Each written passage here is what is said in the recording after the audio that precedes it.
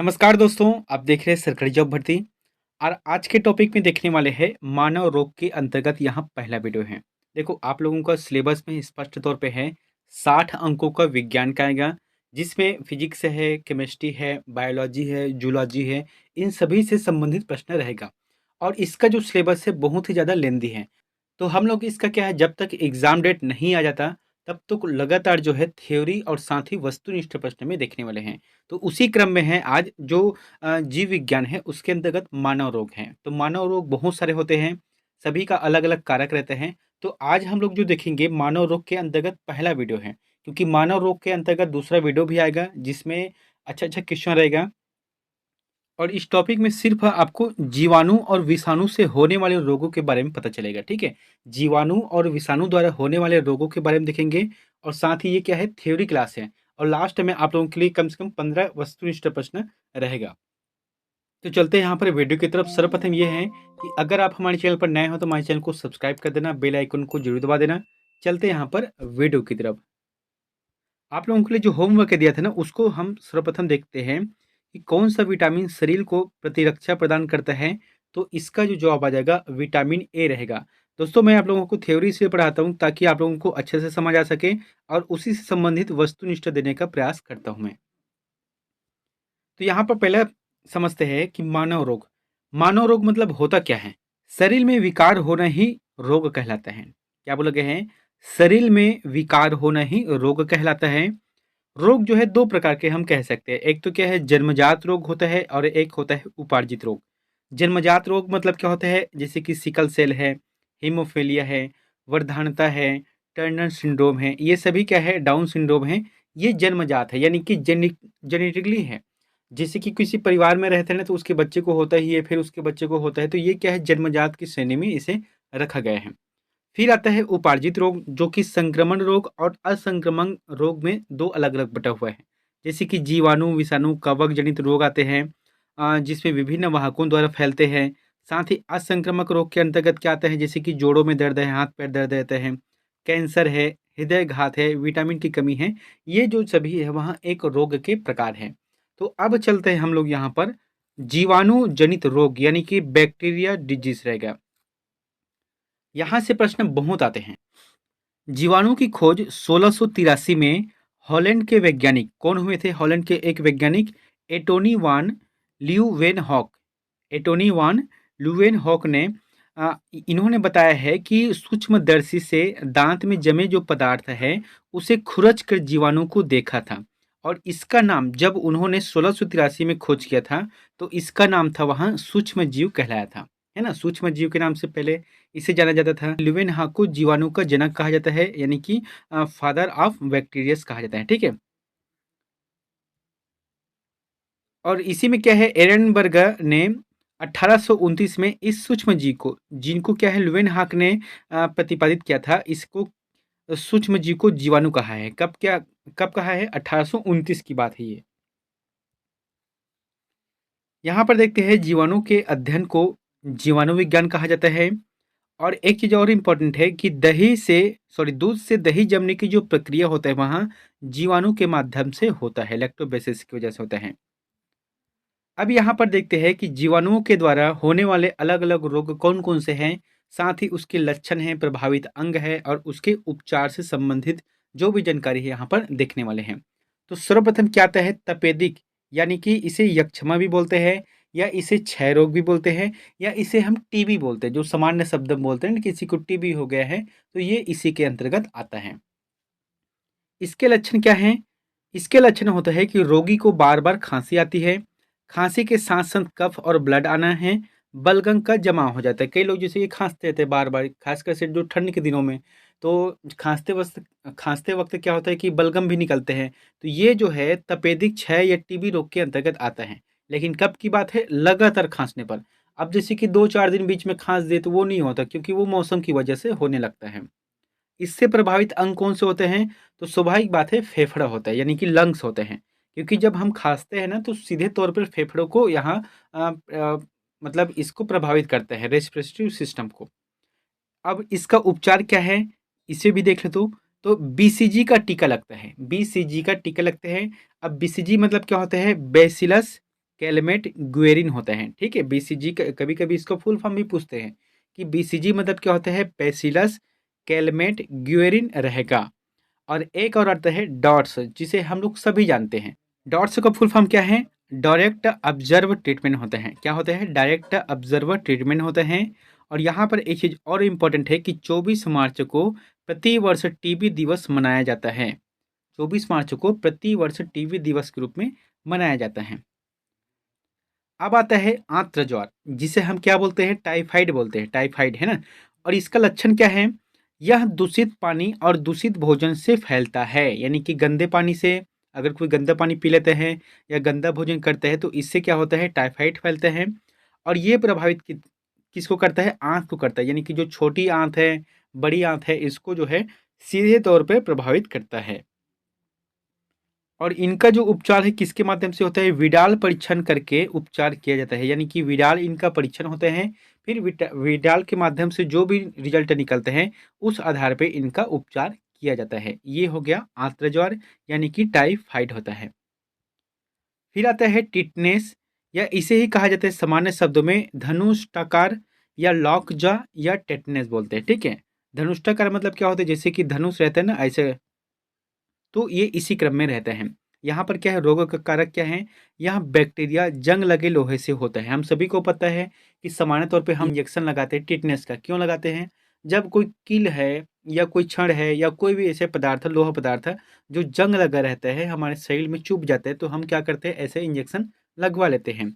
और इससे होता है क्या है कि अगर हम इस पे परहेज ना करें तो फिर रोगी को बुखार आ जाता है।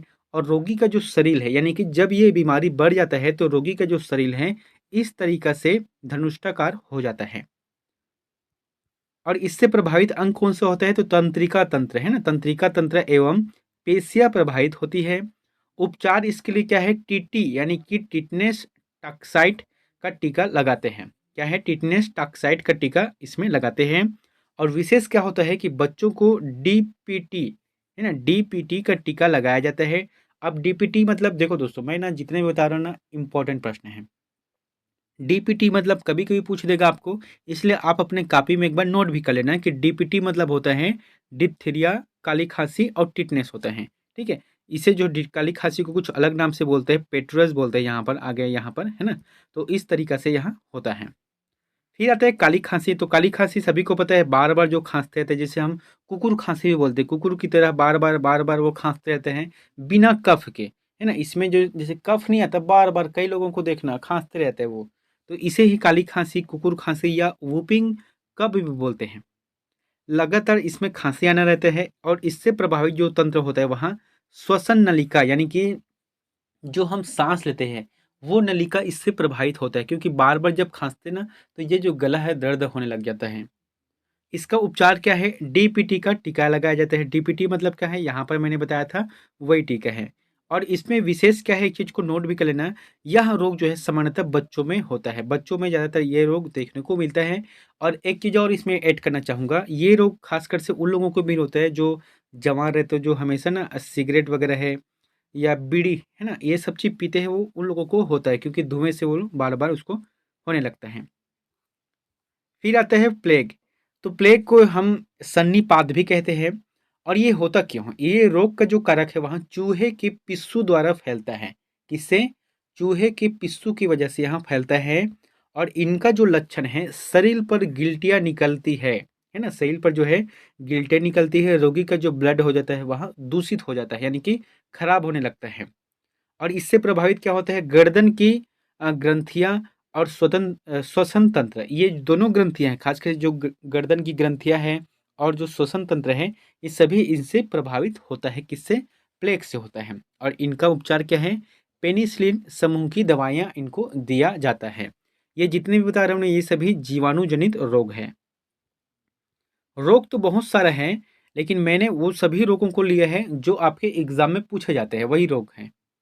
फिर आता है निमोनिया रोग। तो सभी को पता है कि निमोनिया रोग क्या होता है। इसमें होता है कफ वाली खांसी, ठंड लगना होता है, सांस लेने में कठिनाई होता है। खासकर से जैसे कि बच्चों में देखना, प्रायः बच्चों में देखने को मिलता है। जो बच्चे छोटे रहते हैं उनको सांस लेने में तकलीफ होता है, खांसते रहते हैं, तो उनको हम लोग क्या करते हैं, डॉक्टर के पास ले जाकर उनके जो नाक है, मुँह में, उसमें वो लगा देते हैं, जिससे क्या ऑक्सीजन भी जाता है और साथ ही लिक्विड भी जाने लगता है। जिससे क्या है उसको साँस लेने में तकलीफ नहीं होती और साथ ही जो बलगम रहता है वहाँ भी धीरे-धीरे करके साफ़ होने लग जाता है और ये सीधे तौर पे बच्चे के फेफड़े को प्रभावित करता है। कभी-कभी ना ज़्यादा हो जाने से बच्चे का डेड भी हो जाता है। इसलिए इस चीज़ से परहेज़ रखना चाहिए। अगला है कुष्ठ रोग या इसे ही कहा जाता है कोढ़ रोग। पहले बहुत इसके बारे में सुनाई देता था, लेकिन अब उतना ज़्यादा नहीं दिखता है। इसका लक्षण क्या है? रोग रोग से पीड़ित व्यक्तियों के हाथ-पाँव गलने लगते हैं। ख़ासकर से जो हाथ है और पाँव की जो उँगलियाँ हैं, ये सबसे प्रारंभ चरण है। ये जो है यहीं से गलना प्रारंभ होते हैं। धीरे-धीरे करके शरीर भी गलने लगता है और इससे प्रभावित अंग कौन-सा है तो संपूर्ण शरीर होता है और इनका जो उपचार है एमडीटी यानी कि मल्टी ड्रग थेरेपी। आप इसे नोट करना, मल्टी मल्टी ड्रग थेरेपी होता है एमडीटी का फुल फॉर्म। और एमडीटी खाइए कुष्ठ रोग भगाइए या कुष्ठ रोग मिटाइए, ऐसे हम लोग स्लोगन पढ़ते हैं, शुरू से पढ़ रहे हैं, ठीक है। जो कुष्ठ रोगी होता है उन लोगों को कहा जाता है कि एमडीटी खाइए और कुष्ठ रोग भगाइए या मिटाइए। फिर आता है हैजा। हैजा को जो है क्या बोला जाता है इंग्लिश में? इसे कहा जाता है कॉलेरा कहा जाता है। इसका रोग का कारक क्या है? दूषित भोजन एवं दूषित पानी से है। लक्षण क्या होता है? लगातार उल्टी एवं दस्त होना, शरीर में जल की कमी हो जाना होता है और इससे प्रभावित जो अंग रहता है वहाँ पाचन तंत्र रहता है। और इसका उपचार है हैजा का टीका, जिसका आविष्कारक कौन है? रॉबर्ट कोच है। प्रश्न आ सकता है कि हैजे के जो टीका है इनका खोजकर्ता कौन है या आविष्कारक कौन है? तो रॉबर्ट कोच रहेगा, जिन्होंने इनका उपचार या टीकाकरण की खोज की है। फिर आता है गलघोटू या डिप्थीरिया। तो गलघोटू या डिप्थीरिया ये जो रोग का जो कारण है वहाँ गंदे फल है, दूषित पानी पीना है, दूषित भोजन करना है या दूषित जो हवा में रहते हैं उन सभी को यहाँ रोग होने की संभावना रहती है और ये हमारे श्वसन नलिका को प्रभावित करता है। किनको प्रभावित करता है? श्वसन नलिका को प्रभावित करता है। उपचार के रूप में इसे डीपीटी का टीका एवं साफ सफाई पर ध्यान दिया जाता है। जैसे कि एक तो है डीपीटी का टीका लगाया जाता है, साथ ही उसे एडवाइस भी दिया जाता है कि आप अपने घर में साफ-सफाई रखना, कोई भी प्रकार के ऐसा चीज़ नहीं रहना चाहिए जिससे आपको नुकसान हो सके, ठीक है? ये क्या है? गलघोंटू, जिसे हम डिप्थीरिया भी कहते हैं। अब एक आते हैं फूड पॉइज़निंग। तो फूड पॉइज़निंग आए दिन सुनने को मिलता है, पेपर में आते रहते हैं कि ये स्कूल में मध्याह्न भोजन हुआ, जिसकी वजह से फूड पॉइज़निंग हो गया और बच्चे बीमार पड़ गए। तो ये सभी इसी की वजह से होते हैं, खराब भोजन की वजह से। यानी कि जैसे कि भोजन ठंडा हो जाता है ना? छत्तीसगढ़ में ज़्यादातर क्या खाते हैं? चावल खाते हैं, उसके बाद कोई रोटी खाते हैं। तो अगर ठंडे हो गए बार-बार, अब उस चीज़ को हम खा रहे हैं तो इससे क्या है? रोग बढ़ता है, जो कि फूड पॉइज़निंग के अंतर्गत आता है और इससे ज़्यादातर उल्टी और दस्त होने लगता है, ठीक है? उल्टी और दस्त यहाँ होने का लक्षण है। तो इस तरीके से मैंने आपको जो जीवाणु के बारे में बताया ना, ये रोग काफ़ी इम्पोर्टेंट है। सिलेबस के आधार पर ही हम लोग चल रहे हैं, ठीक है? आपके जो सिलेबस है उसी आधार में ही एक-एक टॉपिक को हम लोग देखते हुए चल रहे हैं। फिर आता है विषाणु जनित रोग, है ना? विषाणु जनित रोग क्या है यहाँ पर देखते हैं, जिसे कहा जाता है वायरस भी कहा जाता है, ठीक है? तो इसे 1892 में रूसी वनस्पति वैज्ञानिक इवानोवस्की ने तंबाकू की पत्ती पर खोज का कार्य किया। ये सजीव और एवं निर्जीव के बीच की कड़ी है। सजीव यानी कि जिसमें जीव होता है और निर्जीव जिसमें जीव नहीं होता है। तो ये दोनों के बीच के जो कड़ी है वहाँ जीवाणु जनित रोग हैं। और एक चीज़ और इम्पोर्टेंट है, कभी-कभी प्रश्न आता है कि मुर्गियों में होने वाले रोग किससे वजह से होता है? जीवाणु की वजह से होता है और इसे किस नाम से जाना जाता है? इसे रानीखेत भी कहा जाता है। कभी-कभी आता है कि रानीखेत ये किसमें होता है बीमारी? तो मुर्गियों में देखने को मिलता है। अब देखते हैं विषाणु जनित रोग कौन-कौन से हैं। सबसे पहला आता है हार्पिज, है ना? हार्पिज बोलते हैं इसे और इनका जो लक्षण है शरीर में फोड़े पड़ जाते हैं। इलाज के अभाव में यहाँ कैंसर रोग भी बन जाते हैं या जो है त्वचा तंत्र जो है प्रभावित होता है। क्या होता है? हर्पीज मतलब जो शरीर में जो फोड़े पड़ जाते हैं ना, तो ये सभी इसी के अंतर्गत आते हैं और इनका जो उपचार है वहाँ एंटीसेप्टिक स्नान करना चाहिए। यानी कि जब आप नहा रहे हो ना तो उससे गर्म पानी करना चाहिए और साथ ही जो एंटीसेप्टिक जैसे कि डेटॉल भी रहता है या कोई भी जो अलग से पदार्थ रहते हैं ना, वो सभी को इसमें डाल के नहाना चाहिए। देसी जुगाड़ करना है तो फिर इसमें नीम का पत्ता डाल दो, वो ठीक रहता है। फिर आता है एड्स। तो एड्स जो है बहुत ही अच्छा प्रश्न है, यहाँ से कई प्रश्न बनते हैं। सबसे पहले इसके फुल फॉर्म को ही बनते हैं, हैं? तो हम देखते हैं यहाँ पर खोजकर्ता, एड्स की खोजकर्ता कौन हुए? लुक मॉन्टेगियर और फ्रांसोआ सिनुकी। ये जो दोनों हैं वह फ्रांस के हैं, जिन्होंने 1883 में खोज किया था। और इसका पूर्ण नाम, आप इसके पूर्ण नाम को याद रखना है। एड्स का पूर्ण नाम होता है एक्वायर्ड इम्यूनो डिफिशियंसी सिंड्रोम। क्या होता है? एक्वायर्ड इम्यूनो डिफिशियंसी सिंड्रोम होता है। और इनका जो रोग का कारक है, इसको जानना बहुत जरूरी है। ठीक है, ये रोग का जो कारक होता है वहाँ सबसे पहले जो होता है वहाँ अनुचित यौन संबंध बनाने से होता है। ठीक है, साथ ही साथ इसी में ऐड होता है वहाँ वेश्यावृत्ति से स्थापित संबंध होता है। तो ये जो दो बताया ना, ये सबसे ज्यादा प्रभावित होने वाला कारक यही है एड्स का। और इसके अलावा कौन कौन से होते हैं? जैसे कि दूषित ब्लड का आदान प्रदान, अगर किसी को ब्लड की जरूरत है लेकिन अगर ब्लड देने वाले का हम पता नहीं किए कि ये बीमारी से ग्रसित है कि नहीं ग्रसित है, तो उस दरमियान में होने की संभावना है। या कभी कभी जो है एक ही इंजेक्शन को बार बार प्रयोग करते हैं हर मरीजों पर, तो उससे भी एड्स होने की संभावना रहती है। ये हो गया इनसे मतलब रोग का कारक होता है। कभी कभी प्रश्न आता है नहीं होता, तो किस किस से नहीं होता? जैसे कि चुंबन से है, या साथ में खाना खाने से नहीं होता है, वार्तालाप करने से नहीं होता है, मच्छर के काटने से नहीं होता है, या किसी के साथ रहने से नहीं होता है। तो ये सभी क्या है? इनसे नहीं होता है। ठीक है, और इनका परीक्षण परीक्षण को भी पूछते हैं कि एड्स के लिए कौन से परीक्षण किए जाते हैं। तो एड्स के लिए सिर्फ 3 परीक्षण किए जाते हैं। एक है एलिसा परीक्षण, डिस्ट्रिक्ट विधि, और एक है ओरास्क्योर विधि होता है। ये जो 3 विधि होते हैं ना, वहाँ एड्स के परीक्षण के लिए होता है। फिर आता है इन्फ्लुएंजा। तो इन्फ्लुएंजा जो रोग है वहाँ वायरस संक्रमित व्यक्तियों के थूक और कफ से होते हैं, इसीलिए कहा जाता है कि जगह जगह पर नहीं थूकना चाहिए। ठीक है, इससे क्या होता है? वायरस फैलता है जो कि इन्फ्लुएंजा नामक बीमारी होने का एक कारक भी बनता है। और इसके रोगी जो रहते हैं, इनका लक्षण क्या है? सर्दी, बुखार व खांसी, ये सभी इसी के अंतर्गत आते हैं। ठीक है, और इनका उपचार कैसे होता है? रोगी को टेरामोसिन या जो है टेट्रासाइक्लिन या एंटीबायोटिक एंटीबायोटिक जो है इंजेक्शन इसमें दिया जाता है, या जो भी है क्रीम या टेबलेट जो भी रहता है वो सभी इसमें दिया जाता है। किसके लिए? इन्फ्लुएंजा के लिए।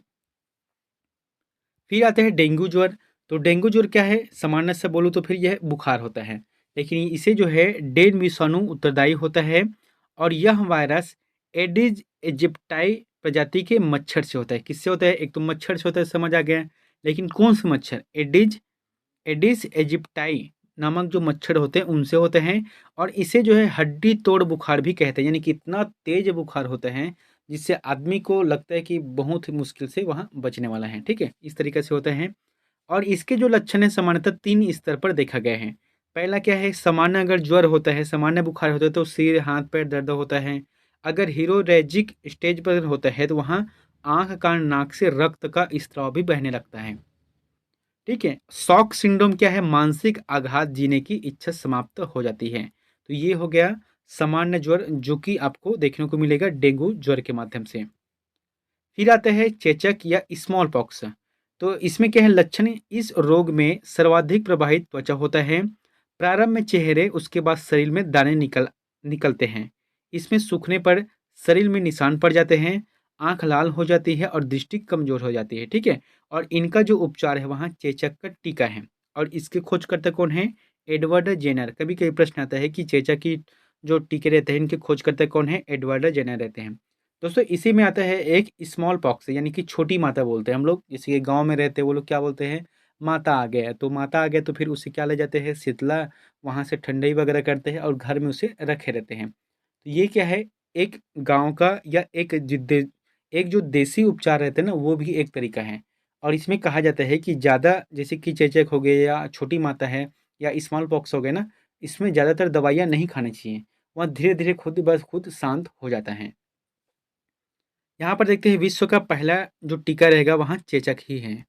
चेचक की जो खोज किया गया था, चेचक के जो टीके हैं वहाँ विश्व का पहला टीका है। फिर आता है पीलिया। और जो पीलिया का लक्षण क्या है? यह जो है यकृत में ऑक्सीजन की आपूर्ति कम होती है और इसे धीरे धीरे या शांत मृत्युदाता भी कहते हैं। प्रभावित अंग कौन से होते हैं? यकृत है ना। जो यकृत रहते हैं, जो लीवर रहते हैं, वो सभी क्या है? पीलिया रोग से प्रभावित होते हैं। ब्लड में पित्त की मात्रा बढ़ने लगती है। पाचन तंत्र प्रभावित होने से भोजन जो है, जैसे ही भोजन खाते हैं वहाँ उल्टी हो जाता है, तुरंत वहाँ फेंक देते हैं। इनका उपचार क्या है? रोगी को पूर्ण आराम एवं नियमित भोजन करना चाहिए, वो भी कौन-सा भोजन? गरम भोजन करना चाहिए, ये हो गया, ठीक है? अब इसके बाद देखते हैं हम लोग यहाँ पर रेबीज। तो रेबीज कारक क्या है?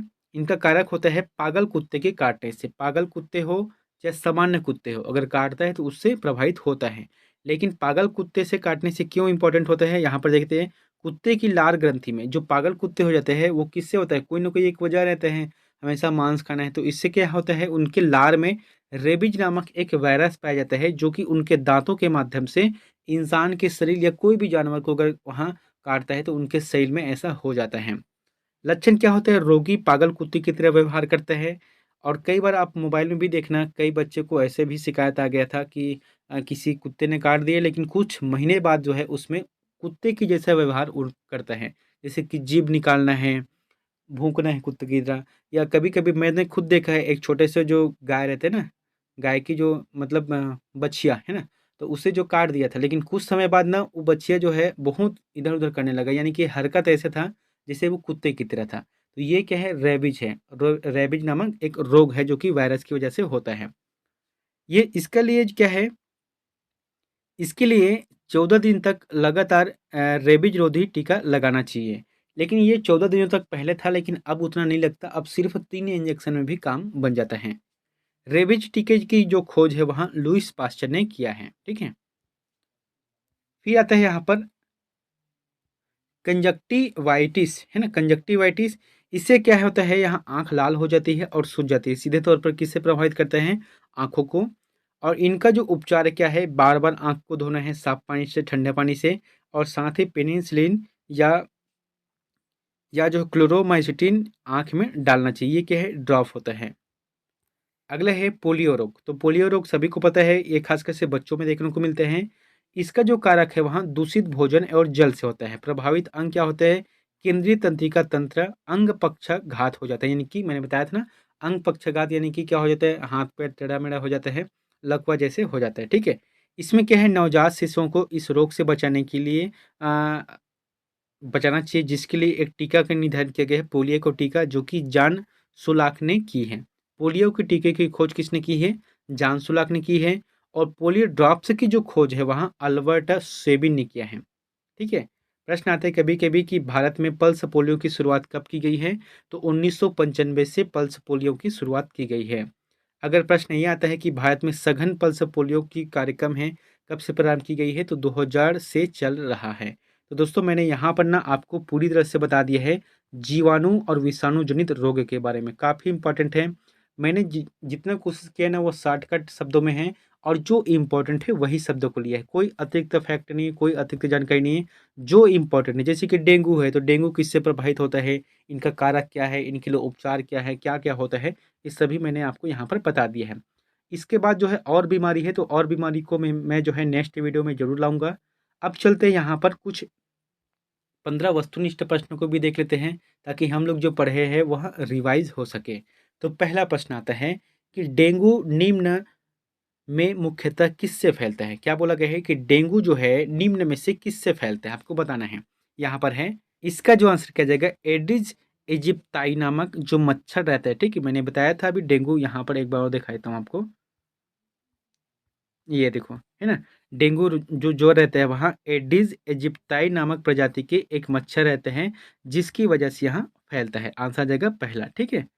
दूसरा आ जाएगा वेक्टर कीट जो प्लेग फैलाता है, उस प्राणी का शास्त्रीय नाम क्या है? शास्त्रीय नाम, शास्त्रीय नाम मतलब होता है जैसे कि जैसे कि मनुष्य को क्या बोलते हैं वैज्ञानिक नाम में? होमो सेपियंस है ना? तो उसी तरीका से है, इसका जो जवाब आ जाएगा जीनोप्लिस्ला चियोपिस रहेगा, ठीक है? क्या बोला गया है? जीनोप्लिस्ला चियोपिस, इसका आंसर सही रहेगा थर्ड नंबर का। अगला है, निम्न में कौन विषाणु के कारण होने वाली बीमारी है? तो विषाणु के कारण होने वाली बीमारी यहाँ पर बताना है आपको। ये रहेगा पोलियो रहेगा। ये क्या है? विषाणु के माध्यम से होने वाली बीमारी है। और बाकी जैसे कि हैजा है, टिटनेस है, प्लेग है, ये सभी क्या है? जीवाणु के द्वारा होने वाली बीमारी है। चौथा प्रश्न है, मलेरिया रोग होता है, तो मलेरिया जो रोग होता है वहाँ किससे होता है? जैसे कि ऑप्शन यहाँ पर है, मादा एनोफिलीज द्वारा होता है, नर एनोफिलीज द्वारा होता है, एड्स एजिप्ट द्वारा होता है, या क्यूलेकस द्वारा होता है। सही जवाब क्या जाएगा इनका, मादा एनोफिलीज, यानी कि ये क्या है, एक मच्छर है जिसकी वजह से होता है मलेरिया और रोग। अगला है, मानव शरीर का कौन सा अंग टाइफाइड से मुख्य रूप से प्रभावित होता है। तो मानव शरीर का कौन सा अंग है जो कि टाइफाइड के मुख्य वजह से होता है, ये रहता है आंत, है ना। जो आंत रोग रहता है, जैसे कि छोटी आंत है, बड़ी आंत है, ये सभी क्या है, टाइफाइड रोग से यहाँ प्रभावित होता है। अगला है, पानी की गंदगी से फैलने वाला रोग है। तो क्या होता है, जैसे कि कोई जगह पानी रुक गया है, अब उसमें क्या हो जाता है, मच्छर हो जाते हैं। तो उससे, या कभी कभी होता है कि गंदे पानी को कोई पी लेते हैं, तो इससे होने वाले रोग कौन से हैं, टाइफाइड होता है। टाइफाइड जो होता है वहाँ इसी से होता है, मलेरिया टीबी प्लेग इससे नहीं, टाइफाइड होता है जो कि एक बुखार है। अगला है, कैंसर अस्थि मज्जा के कौन से भाग को प्रभावित करता है। बहुत ही अच्छा प्रश्न है।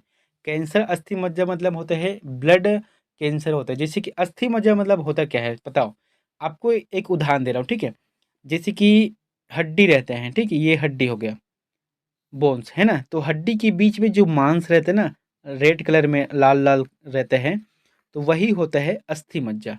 और इसके जो प्रभावित होता है वहाँ ल्यूकोमिया, ल्यूकोमिया होता है, जिसे कैंसर भी कहा जाता है, ब्लड कैंसर के रूप में। आठवां प्रश्न है, एक्यूपंक्चर खालिस्तान में अधिक प्रचलित है। देखो यहाँ पर थोड़ा सा अलग प्रश्न है। क्या बोला गया है कि एक्यूपंक्चर, तो ये रहेगा चीन में रहेगा। जैसे कि हाथों में सुई चुभ होना है, या हाथों के अलग अलग पॉइंट रहते हैं ना, कि इस जगह को दबाने से ये होता है, इस जगह को दबाने से ये होता है, यहाँ पर दबाने से ये होता है। तो ये क्या है, चीन की देन है। चीन के लोग ऐसा करके इलाज करते हैं। हमारे देश में भी होता है, लेकिन वहाँ पर जाता है और वहीं पर इजाद इसका हुआ है। नौवां प्रश्न क्या है, एड्स का अर्थ है, या ऐसे भी कह सकते हैं कि एड्स का जो फुल फॉर्म है इसका यहाँ पर क्या रहेगा, ऑप्शन में जो 1 2 3 या 4 जो दिया गया उसमें। सही जवाब आ जाएगा एक्वायर्ड इम्यूनो डिफिशियंसी सिंड्रोम होता है, ठीक है, तीसरा आंसर सही रहेगा। अगले है, बर्ड फ्लू रोग कारक है। तो जो बर्ड फ्लू है, नाम से पता है, बर्ड मतलब पक्षी, फ्लू मतलब बुखार। तो पक्षी में जो बुखार का रोग रहता है वह इसके कारक कौन से रहते हैं, ये होता है विषाणु। विषाणु की वजह से होता है पक्षियों में बर्ड फ्लू। अगला है, कौन सा खाद्य पदार्थ बैक्टीरिया की मदद से बनाया जाता है। बहुत अच्छा प्रश्न है। कौन सा खाद्य पदार्थ बैक्टीरिया की मदद से बनाया जाता है, तो ये रहेगा दही, है ना। दूध से जो दही बनने की प्रक्रिया है वहाँ लैक्टोबैसिलस यानी कि बैक्टीरिया की मदद से होता है। आप अगर दही को एक सूक्ष्मदर्शी में देखोगे तो कभी भी खा नहीं पाओगे, इतना मतलब अजीब टाइप के दिखता है। उसमें जो जीवाणु रहते हैं ना, जो भी जो रहता है ना, बैक्टीरिया, उसको अगर देख लोगे सूक्ष्मदर्शी से तो कभी भी खा नहीं पाओगे। आप एक बार यूट्यूब में सर्च करके देखना कैसा टाइप के दिखता है उसमें। फिर आते हैं हेपेटाइटिस यानी कि पीलिया रोग का कारक है। तो पीलिया रोग का कारक है वहाँ कौन सा रहेगा, विषाणु। विषाणु रोग होता है पीलिया रोग का कारक है। दोस्तों मैंने यहाँ पर जीवाणु और विषाणु का रोग बताया ना, आप अच्छे से रट लेना कि कौन सा जीवाणु से कौन सा रोग होता है, या कौन से विषाणु या जीवाणु से कौन सा रोग होता है। इस तरीके से आपको अच्छे से रट लेना है, क्योंकि इसी में से प्रश्न आगे पीछे घुमाकर पूछते हैं। अगला प्रश्न है, खालिस्तान रोग पानी के माध्यम से होता है। तो कौन सा ऐसे रोग है जो सिर्फ पानी की वजह से होते हैं, जैसे कि टाइफाइड है, प्लेग है, मलेरिया है। यहाँ पर हैजा रहेगा, हैला हो गए हैं, हैजा। तो इसका जो जवाब आ जाएगा हैजा रोग। तो किस वजह से होता है रोग जो पानी के माध्यम से फैलता है, ये रहेगा हैजा, ये जो है पानी के माध्यम से फैलता है।